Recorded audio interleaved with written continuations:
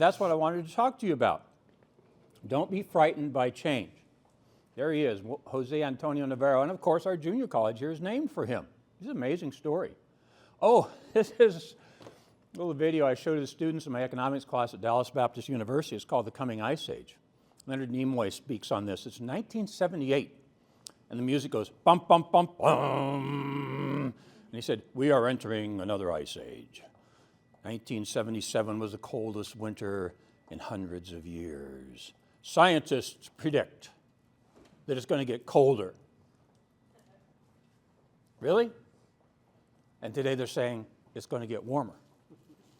My first lesson in global warming, I grew up in the plains of South Dakota, looked out my back door. I said to my mom, what made the hills? She said, the glaciers. I said, where'd they go? She said, they melted. Global warming, 1960s. Globe has been warming for thousands of years. It may be warming faster now. Why do I talk to you about this? Because they want you to be scared. They want you to fear. That's the traditional way you get leadership and you get followers, is to make them afraid. You just lived through an election, didn't you? One side wanted you to be afraid of the loss of democracy. The other side wanted you to be afraid of illegal immigrants. It was all based in fear. Why do they do this? Because it works. But the point is, I don't want you to lead people based on fear. We are not in a time of unprecedented change. Oh, this is one that David Deviney and I used to follow many years ago. David, say hello. My consulting partner, David Deviney. This is Joel Barker. He has a video, and at the end of the video, he sits on the steps of this old house. And he says, look what happened from 1900 to 1920. First radio was introduced. Cars came about. The movie camera was invented. X-rays. Think about it. You can see through somebody's body. In 1910, they were just astounded. The first airplane came about, and they haven't changed that much, you know. They still have a fuselage and two wings. Cars still seem to have, most of them, an internal combustion engine and four wheels. But it was brand new. Nobody had ever done this. All these changes took place in 20 years. Don't be afraid of change. We've lived through times of change before, and somehow we got through it. And that's essentially what Joel Barker says at the end of this video. The electron was discovered. Malaria was cured. Einstein wrote both of his papers in 1905. Equals mc squared and theory of relativity. That's a lot of change in 20 years, isn't it? We don't live in a time of increasing change, so why should we be afraid? By the way, I'm a college professor, and so I work in rooms like this all the time. I'd rather take questions while we're going through it than wait to the end. That's better for me. So a question, just stick your hand up and we'll go off on a tangent and we'll come back. I do that for a living. It's fine. You can't interrupt me. It's fine. I'd rather do it that way. Oh, Barack Obama said, we are 5 days away from fundamentally transforming the United States of America. He said that in he was elected in 2008, right? Yeah, 2008. The fundamentals have not changed. The value system is still based in Judeo-Christian principles. Our economic system is still mostly market-based. That's what I teach at the university, economics. And our governance is still a federal republic. It's a form of a democracy. Don't argue with people about it. Those things haven't changed. I was privileged to be on a show with Dennis Prager one time. Sat in his den for an hour one night in California and did a fireside chat. He says the three values of America are on a coin. Liberty, in God we trust, and e pluribus unum. That's what Dennis Prager says. This is what I say. They haven't changed. No matter what Barack Obama tried to do, and people continue to try to do, it hasn't changed. So you shouldn't be afraid. Fear was good in this environment. If you saw the little teaser that Alec and I did at the chamber about coming to this thing, this is what I said. The reason people use fear in leadership is because when we were developing as humans in the savannas of Africa, now don't worry, I'm not a Darwinian. Solve that in 2 sentences. Microevolution is a fact. You've seen people get taller in your generation. Microevolution. Macroevolution is a theory from Darwin that's never been discovered. The reason it's called the missing link is it's still missing. book called The Black Box, Darwin's Black Box by Paul Johnson explains it really well. But in any case, we were humans who were developing in the savannas of Africa, and fear was good. Those who feared that saber-toothed tiger and those who feared storms and floods were more successful than those who did not fear their environment. You don't live in that environment anymore. You don't face saber-toothed tigers, and even if there is a flood, you have a way to get around it and survive it. I mean, deaths from natural disasters have gone significantly down during your lifetime. There's no reason to fear. By the way, does that produce a question? Anybody think, I wonder what he's talking about? This is a good time. Anybody? You okay? All right. We didn't lose our tendency to respond to fear, but we should lose it because in this era, we are not based on the same threats that happen in that environment.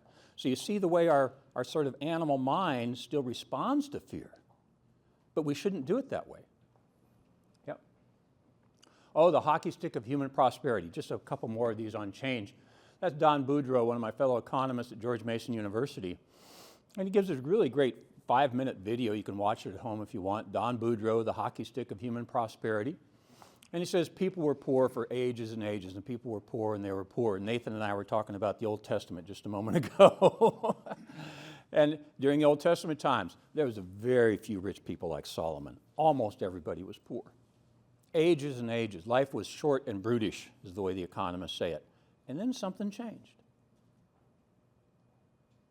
And I just stumbled on this accidentally in my readings. And I don't even know what to do with it yet. If you have a suggestion, see me after we visit here. Because I'm not sure what to do with this. What I discovered is that hockey stick turns up. That's a timeline across the bottom. It turns up in 1776. Why? You know the first reason. American Revolution? Yeah, it was the first time they'd ever really said the people are in control. The Greeks put their toe in the water, the Romans put their toe in the water, but this time, this had never happened.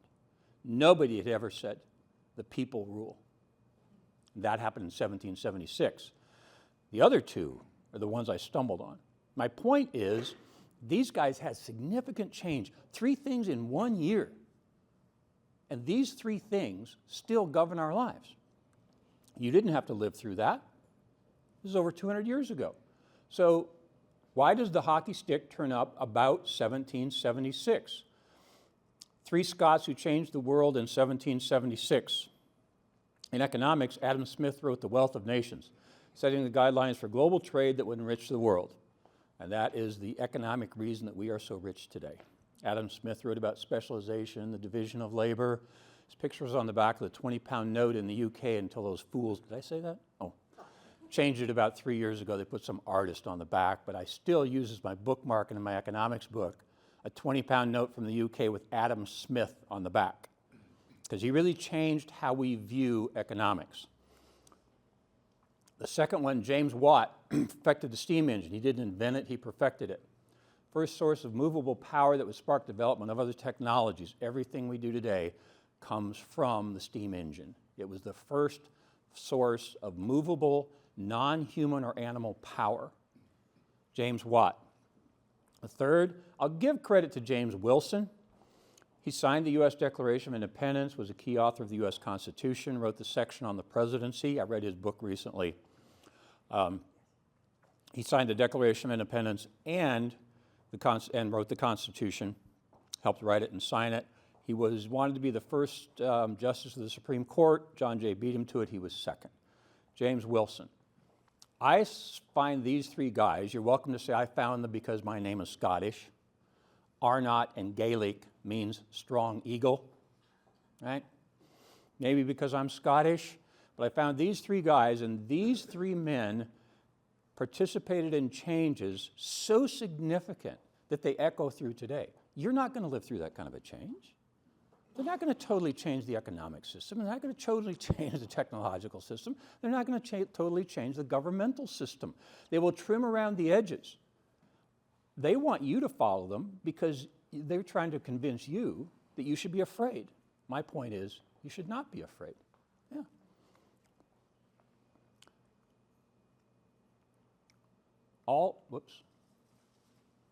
Oh, this really skipped on me here. How did it do that?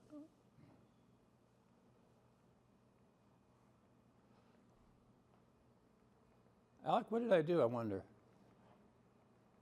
I got way, oh my goodness. It went way to the bottom of the presentation.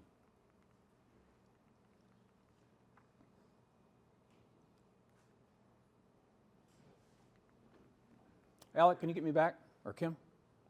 Oh my goodness, now it's way, that's the last slide. Can you get me back where I was?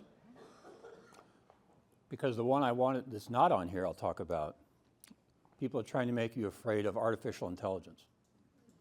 Yeah, don't be. Don't be. When people came up with the ballpoint pen, there was concern that because you didn't have to dip the pen, you could write faster and your thoughts wouldn't be organized. They tried to make you afraid of the ballpoint pen. You want me to go forward to the typewriter and the computer, or should I just stop? Joseph Schumpeter, the economist, calls this creative destruction. And when I'm in the university classroom at DBU, I talk about Christian economics, and I say we need to concentrate on the creative, not the destruction. They will make you afraid of the jobs that will be destroyed, because the ballpoint pen destroyed some jobs, and the typewriter destroyed some jobs, and the computer destroyed some jobs, and AI will destroy some jobs. The error they make often is trying to convince you that it will create jobs that supplant them. I don't think it will. That's not the whole point, right? The point is we'll all be richer by these new technologies. Don't be afraid of them. Yes, you'll have to change, and some people will change jobs. As a matter of fact, AI is a pretty big threat for college professors. It could take my job. I'll have to find something else to do. We have to have a flexible economy. The only reason they make you afraid, and you are afraid, is because you don't understand the flexible economy. You don't understand, oh, my dad was a truck driver, right? And they're saying, well, self-driving trucks will disemploy truck drivers. I mean, to think that my dad would be disemployed and sit on the curb and cry just doesn't fit my brain. My dad would go find something else to do. And these people will too. As they're laying off people at AID, help me say it. Global, USAID. Did I say it right? USAID. Wall Street Journal the other day has a picture of 3 women carrying their box with their stuff and they're crying. Okay, hold it. You do realize that we want government as small as possible, that you are paying for that. Government doesn't create value, it consumes value. So don't be sad for them. They need to enter our flexible economy and do something else that creates value, doesn't consume value. I encourage all my students to go into accounting. Even though I teach economics and management, I said, go into accounting. But we want as few accountants as possible because they consume value, they don't produce value. We want a government as small as possible because they consume value, they don't produce it. So those 3 women in that picture, in a flexible economy, will go out and get a job that produces value, doesn't consume it. Kim, did you get me back there? Is this what you wanted? Yeah, what did I do wrong? Maybe in your pocket, just wanted to. Okay. Is it good? Yeah. Yeah, thank you. Okay, there's me in front of, that's me over in the picture over there. In front of the food town on El Dorado Boulevard in Clear Lake, Texas. Here's another way in which the world changed. How the world changed in Clear Lake, Texas in 1989. Okay, I've been to Russia 3 times. The first time I went was 1993. It was pretty much the Wild West in 1993 in Russia. And new things were distributed via kiosks on the street, right? Because the stores weren't developed yet. So what I found among the Russians was they would send groups to the United States, maybe an opera team, a gymnastics team, a track and field team, right? This is before 1991 when the country really opened to the West. My story is 1989. The country opened in 1991. Before that, when these opera, gymnastics, and athletic teams would come to the U.S., they would visit a grocery store, and they would go back and tell their friends in Russia, you just can't believe how big and glorious these grocery stores are. Ours still are, by the way. I've been to 60 countries, and nobody has grocery stores like we have in America. I mean, they are just amazing. when Ginger and I travel, it's one of our favorite things to do is to go to a grocery store in another country. That's where you learn the best culture. And so back to before 1989, when these opera, gymnastics, and athletic teams would come, they'd go to see a grocery store, and they'd go back and tell their friends in Russia, you can't believe these grocery stores. Now, the Russians who were deprogramming them, so to speak, would say, they set that up for you. That's a fake. That's not real. You know why? Because that's what they did. On Red Square in Moscow, there's a store called GUM, G-U-M. And before the openness, it was their national store. Is somebody shaking your head? You been to Moscow? Who's been to Moscow? Have you? Wonderful. Did you go to GUM? I did. Wonderful. Yeah. And they'd have all these things arrayed there. Well, none of them were for sale. Somebody had just been to Germany and bought one. And they set it out there. And they said, see? You have Target, Macy's, Bloomingdale's. We have GUM. That was a fake. So here's my message to you. Boris Yeltsin was visiting NASA in 1989. And with all these stories in his head from all these opera and gymnastics teams, he thought, I'm going to check this out. I'm going to look under the bed. And that's my message for you as a leader. What are you doing today that you don't want to look under the bed? And Boris Yeltsin didn't want to look under the bed because he was afraid of what he was going to find. Leaders look under the bed. So that's me in front of the store that he went to. It was September 16, 1989. He told his driver, pull into the next door. They're not going to set this up on me. I'm done with this. Just pull in. It was a Randall's on El Dorado Parkway, just off the Gulf Freeway in Clear Lake, Texas. It's now a food town. When Ginger and I were there about 3 weeks ago, it was closing down. Again, it went from Randall's to Food Town. That's where the world changed on September 16, 1989. Because here's Boris Yeltsin looking under the bed. He's at the Randall's in Clear Lake, Texas, and he's just astounded. I mean, he was mostly impressed by the pudding pops.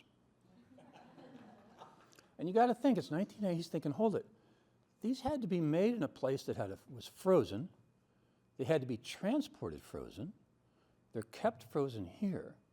People take them home frozen. Do you mean then every home has a freezer? And he's stunned. And he just can't believe what he found. Why do I tell you this story? You can't believe what you will find when you have the strength to look under the bed. I know you're all doing it. There's something in your leadership position today, and you don't want to look. Boris Yeltsin looked, and the world changed on September 16, 1989, at a Randall's grocery store in Clear Lake, Texas. Later, his biographer would say that on the flight to Miami, he was despondent, because that's when he discovered they didn't have the richest people in the world, they had the poorest. And his system didn't work, and that system changed because of what Boris Yeltsin saw at that grocery store. Any questions, by the way? You okay, still? Yeah, all right, okay. That's my message to you. What are you putting off? This not only changed Boris Yeltsin's life, it changed the world. This is when they discovered that socialism did not work. Some of them still haven't figured it out, but that's what he figured out. Yeah, Kyle. What are some ways that you think small businesses are not willing to look under the bed? Oh, give me an example. What is it you're afraid of, you guys?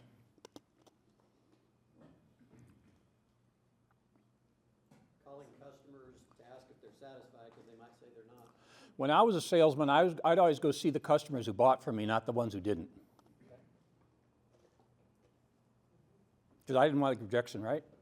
I wanted to be accepted, so I kept going seeing the guys who were buying from me instead of those who weren't. Thank you. Others? How do you need to look under the bed, Jeremy? Criticism. Okay. You don't receive criticism sometimes. Yeah. Yeah. And sometimes you're running so fast, you don't want to take the time to make the changes. Yeah. Okay. Support. What's that? Support. Are you going to get the support? Mm-hmm. Lead at certain direction. Yeah. Yeah. Casual conversations in the hallway produce more information than meetings in the boardroom. Yeah, okay. Yep. Yep. Look under the bed. The news hole. I attended a small college in Kansas, in McPherson, Kansas. Across town was another small college, and they had a course in marketing that I wanted to take, so I drove across town to take it. And the lady introduced me to the idea of the news hole in the fall of 1973. The news hole is an economic idea that there's a certain amount of news that can be given and it's going to be filled. Now, as an economist, I understand supply and demand, and I look at it from those points of view. In fall of 1973, she said, they're going to give you 16 minutes of news tonight, no matter what happens today. They're going to call it news. Most of it isn't. It's up to you to decide what's important and what's not important. David and I were working with Leadership Mansfield one time, and I made that statement. The guy asked me afterward, he said, so how do I determine? I said, yeah, that's a good question. It's up to you. But do you know what their objective is? To scare you. Yeah, they want you scared. Because if you get scared, you're going to turn them on tomorrow night to find out what's going on. But if they really told you, really not much happened today, you'd go for a walk and you'd watch I Love Lucy and you'd talk to your friends. They don't like that. They want you listening to them. See, General Motors and Walmart already bought the ads. They have supplied it, so they have to they demand 16 or 12 or 14, whatever it is, minutes of what they will call news. Their objective over those minutes is to frighten you. Don't be frightened.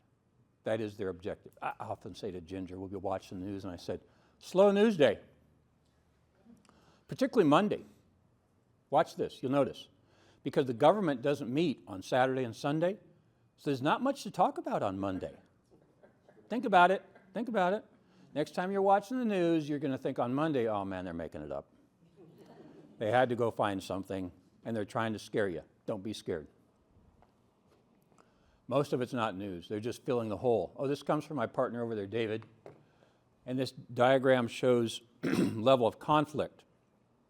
So over here, and the vertical is performance. David, right? Yeah, performance.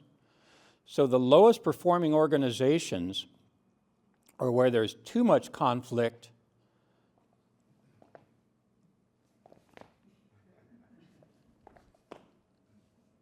too little conflict, and too much conflict. I think it was Melissa, one of you said you don't like disagreements. Jeremy, maybe you said you don't like to be told things that disagree with you. This is a pretty fascinating, you're afraid of conflict. And so you lead out of a fear of conflict. But David's diagram is correct. The most successful organizations have healthy conflict. And again, people in the news are going to tell you tonight, oh, there's gridlock in D.C. It was designed that way. The founders made it that way. They want conflict because they want it to be hard to change the laws. It was designed that way. Now, you're welcome to say they're too far right. They're certainly not too far left. But your organization may be too far left, particularly philanthropic organizations and churches and associations. You may have too much agreement. So I think every time you go into a room, a committee meeting, a board meeting, whatever it is, I think your question is, what is my role here? To create peace or conflict? It's one or the other. There's never been a perfect organization that had it balanced just right. And you're thinking about your organization now, and you're plotting it, aren't you? Yeah. I served on the board of trustees of a Christian college. I attended a couple meetings, and I thought, these head nodders are going to just run this organization right off the cliff. There is not enough disagreement, so I stirred the pot a little bit. When I term limited off, they did invite me back later, but I didn't go. But honestly, I think many of them thought, what are you doing, Dave? Why are you doing that? Because I understand this diagram. I understand if there's too much agreement, your organization will not succeed. If there's too much conflict, but see, we concentrate on the one on the right. We should remove conflict. No, sometimes your job is to make conflict. Now, that should produce a question or a comment. So do you think that has something to do with trust? Because I feel like if there's not any conflict, like there's not, you're not being vulnerable and you're not building that trust with people, right? Mm-hmm. You're just kind of, you're being somebody else, or you know what I'm saying? Like, Well, there's a threat that you'll get fired yeah. if you cause conflict. Yeah, but I'm talking to leaders today. I'm talking to you as leaders. So I assume it'd be hard for you to be fired if you're the leader. So you need to look at the organization you're leading. and say, is there too much peace or too much conflict? You're afraid of conflict. You shouldn't be. You shouldn't be afraid of healthy conflict. Aaron, does that help? Anybody else? Yeah.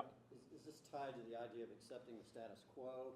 Because if you're getting better, you're breaking things. You're moving the needle. If you're not moving the needle, everybody's happy because they're not going to change. Right.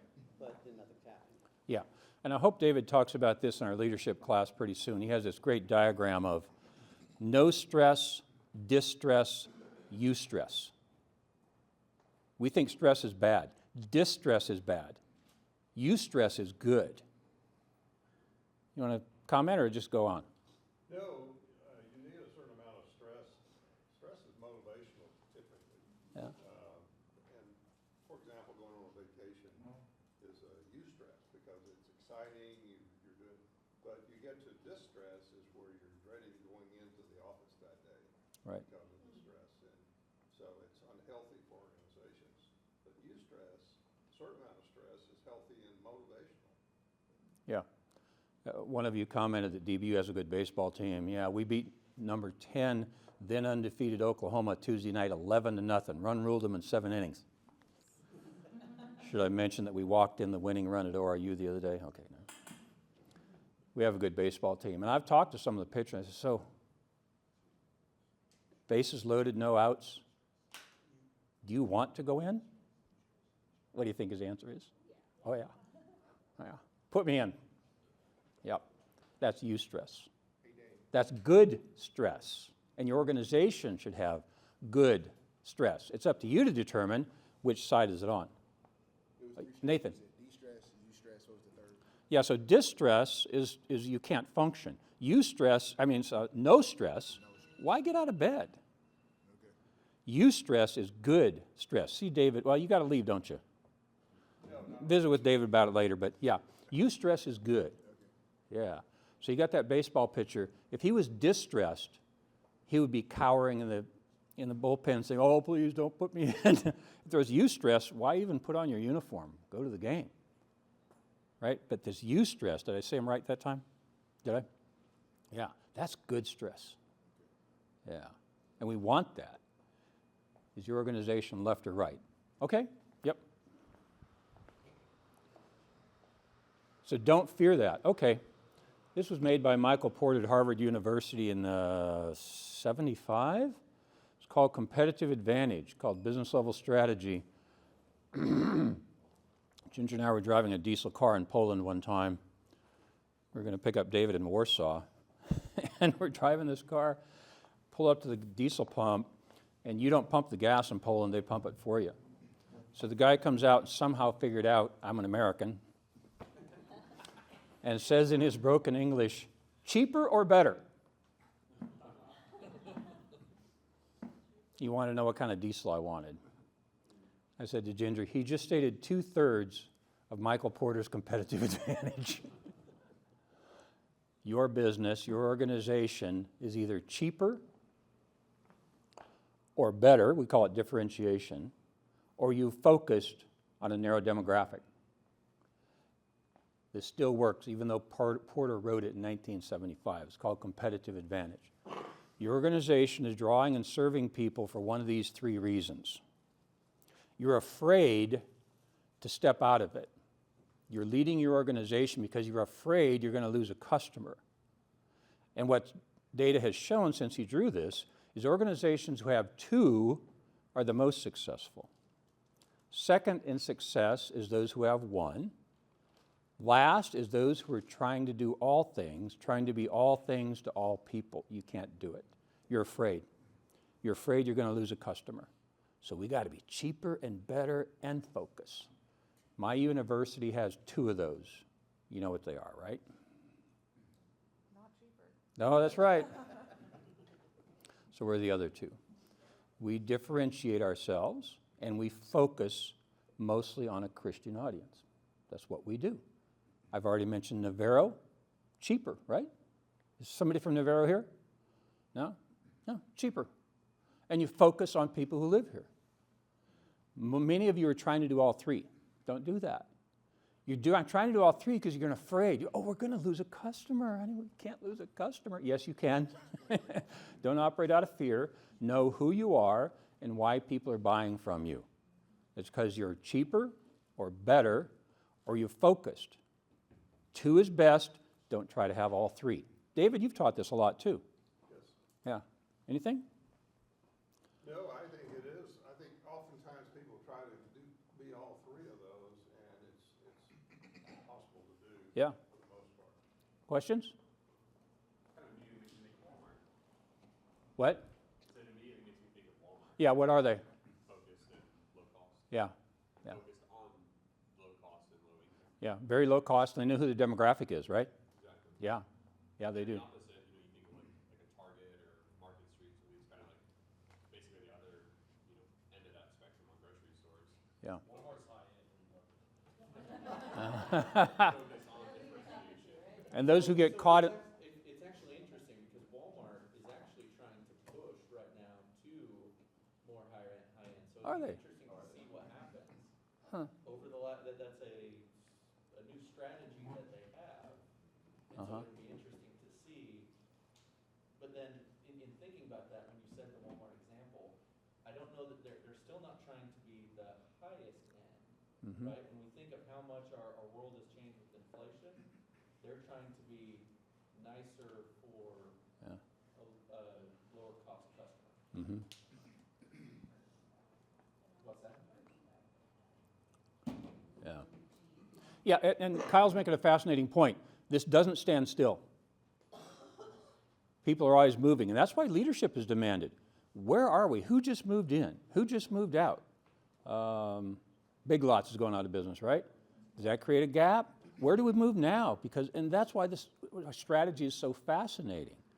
It's who's coming in and who's going out. Are we moving left or right or up or down? I used to say to my students, you can do this in any industry, and they used to say, oh, what about airlines? They all get you there. Oh, no, what about Spirit? They figured this out, haven't they? They know who they are, and they know who their customer is. Do you? My concern to you is if you're fearless leadership, you know who your customers are, and you know who you are, and you know why they're buying from you, and you know where you're going to go in the future on this diagram. But if you're afraid, you're going to try to do all 3, and it's just not going to work. Can you apply this to a philanthropic or a church or a chamber of commerce or a association? No? It's all right if you can't. You know who your demographic is, I think.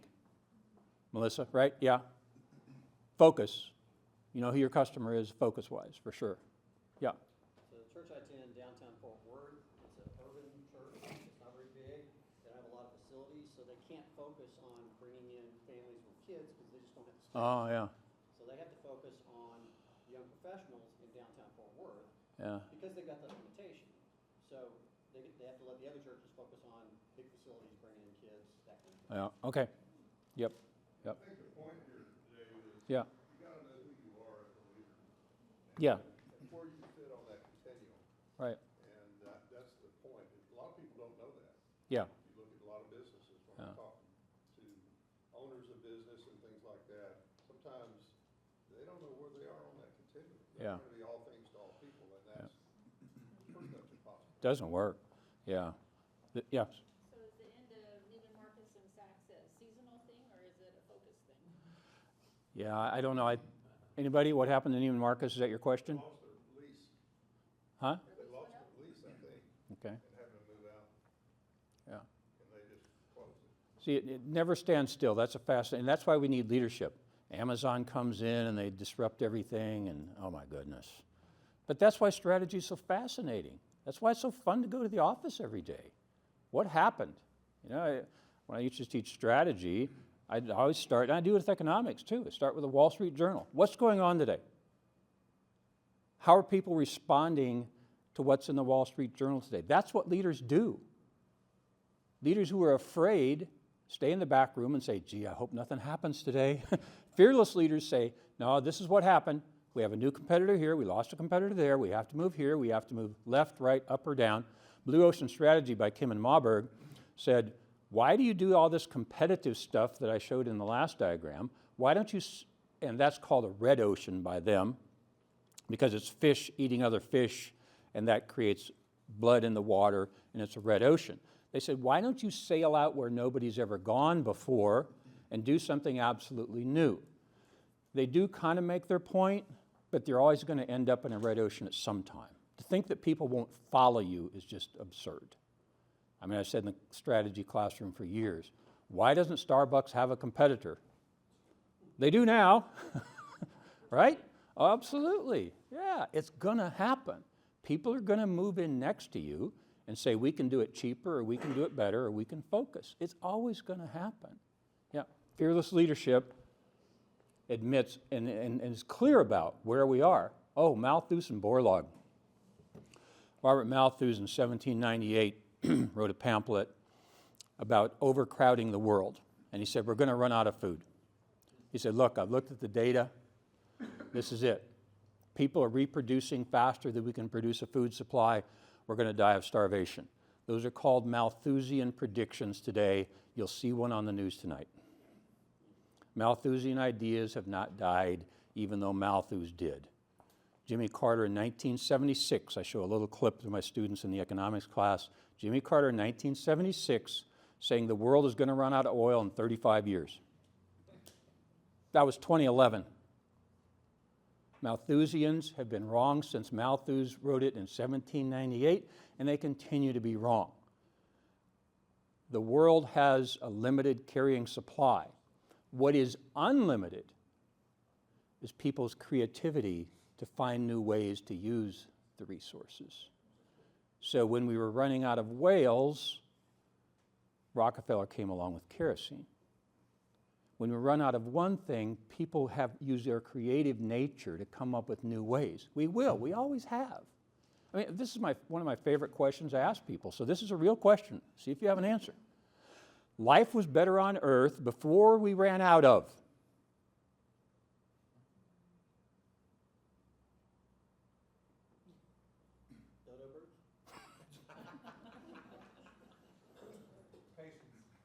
Patience? Malthusians have been saying this since 1798, and we haven't. Someday we might. Someday we might run out of a resource. But do you see how Malthus and Jimmy Carter and all these other guys miss the prediction because they underestimate humans' creativity to find new ways to use limited resources. If you go forward 150 years, you have the Simon Ehrlich bet from the 1980s. I'm pretty sure I read this, that Ehrlich had the most appearances on the Johnny Carson Tonight Show in some time period of any guest. And he wrote a book called The Population Bomb. And he said, same thing Malthus said, we're going to run out of food. We're overpopulating the earth. And Simon, he was a biologist. Simon was an economist, said, no, I don't think so. And they made what was called the Simon Ehrlich wager.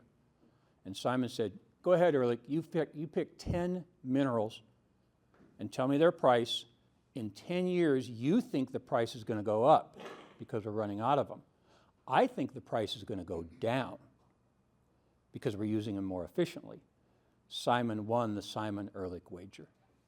10 years later, those 10 elements cost less, not more, meaning we're not running out. Whereas we run out of one thing, we change to another. Humans' creativity.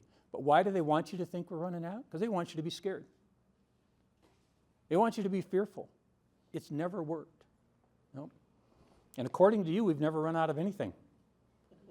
We might someday. Lucas? Would you say that fear is good in sparking the human creativity to transfer to a different resource? No, I think you should have creativity not out of fear, but out of a positive motivation. I'm not a motivational guy. I don't do psychology and sociology. Carrots and sticks, you're welcome to think about that. They both work. But David and I, our study of management, is quite clear that carrots work better than sticks. That is quite clear. Yes, sometimes you have to use the stick. I understand that. But in leadership, quite often, they want their people to be afraid using a stick instead of the carrot. Use the carrot as long as you can before you have to go to the stick. Is that where you're going, Lucas? Yes. Yeah. Yes, ma'am. One time somebody told me, what if you weren't afraid? Yeah. Because when I talked about it, they asked me, well, what if you weren't afraid? And all of a sudden, I felt like this weird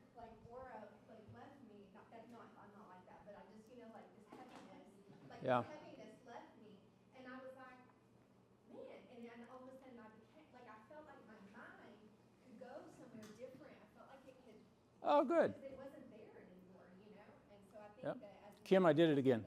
that's what we need to think about, is what if you weren't afraid? What would you do? Yeah. And that's exciting.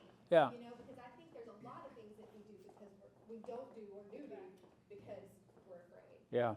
Yeah. So in that diagram, it was Malthus on the left and Borlaug on the right.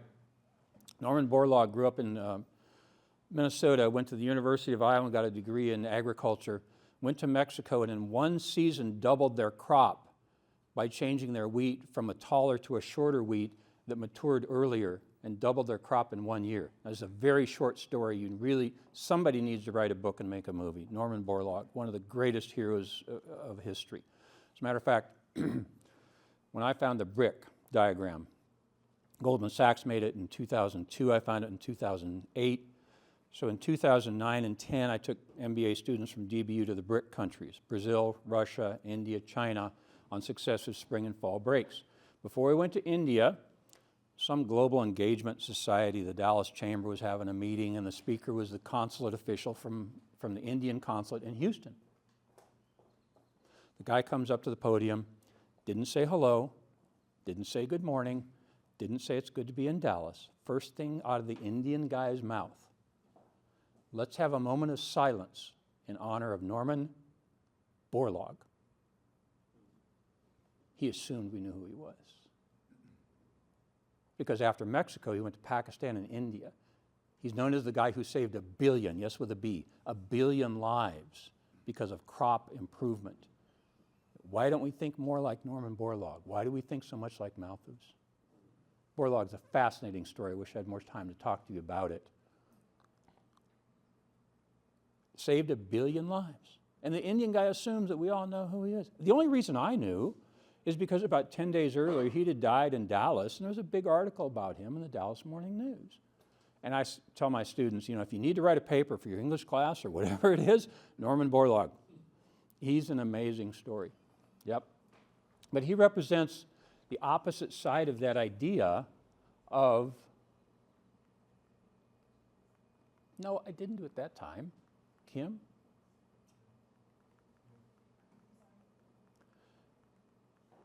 In the classroom, I call it abundance and scarcity. See, now it went to the end again. Is it because I go, oh, I see what I'm doing? You're hitting the, Yeah, I'm hitting that instead of the back. That's okay. Yeah. Do you want the with the book cover? Democracy in America would be fine. Got it. Yeah. All right. There for a while, it seemed like every book I read referred to democracy in America, so quite a few years ago I read it.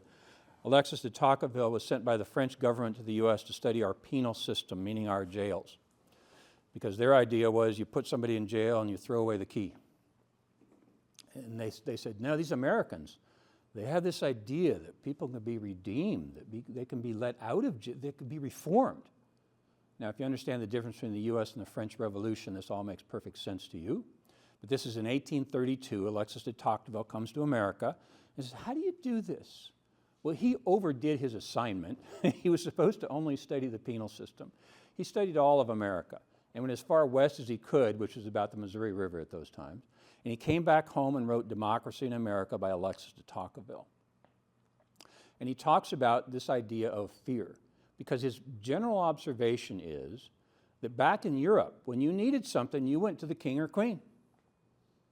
He said these Americans, they start their own associations, and the term he coined is associationalism. These Americans solve their own problems. They're not afraid. They don't have to go to the king. They solve their own problems. Now, David and I are involved in this. David and I do consulting together. We'd done some work for Wholesome and Gerdau, and I'd done some for the other cement plant, and David and I said, well, that's fine, but what about the small businesses in Midlothian? They can't afford to hire us. And what do we do? So we're talking about that. And I had been serving as interim president of the chamber that summer, because our chamber president quit really quickly. And so I was serving as the interim. We were hiring Cammie Jackson. First thing she says in the newspaper is, I've been wanting to have some kind of a business breakfast. I said, David, that's what we want to do. We want to form an association to solve a problem, just like Alexis de Tocqueville was talking about. And Larry Arnott got involved with us, and Michael from the First Baptist Church, and about the 5 of us started this event you're sitting at today. We saw a problem and said, let's go solve it. And I'll tell you that the city councilman here in Midlothian said to me about 4 years ago, why do people always come to the city? Why don't they solve their own problems? That's what he's talking about in democracy in America. Why are they so afraid? Why do they come to us? You can solve your own problems. David and I just happened into having Cammie there, and Larry and Michael. The 5 or 6 of us started this thing, and that's what I want to talk to you about. What is the problem that you're complaining about, but you haven't formed an association to fix it? See, there's plenty of resources out there. Stop complaining and don't go to the city.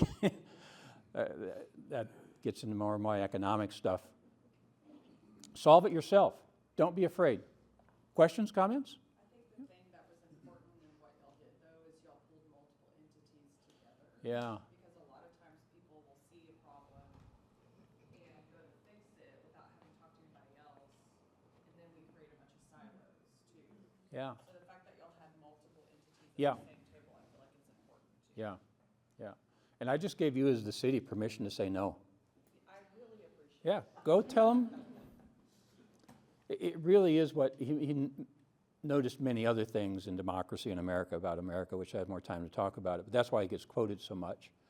And then we have this book from 15 years ago called Bowling Alone, where people don't belong to organizations and don't form associations. And just saw a demographic presentation the other day. It was rather frightening that my kids, when they graduate from college, are not joining like they used to.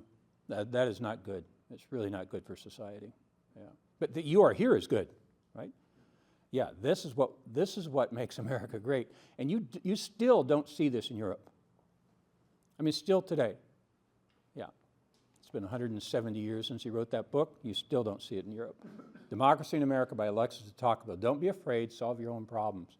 Oh, this is one David always encourages me to talk about, so I'll close with this one. It is, when you put your hand on that door, you should be asking, who's on the other side of this door and who am I serving? Because you go through just today, you'll put your hand on 3 to 5 to 8 different doors. And as a leader, you should ask, who's on the other side of the door and who am I serving? Our baseball players call it turning the page. Meaning you got struck out last time, turn the page. Meaning the guy hit a home run on you, turn the page.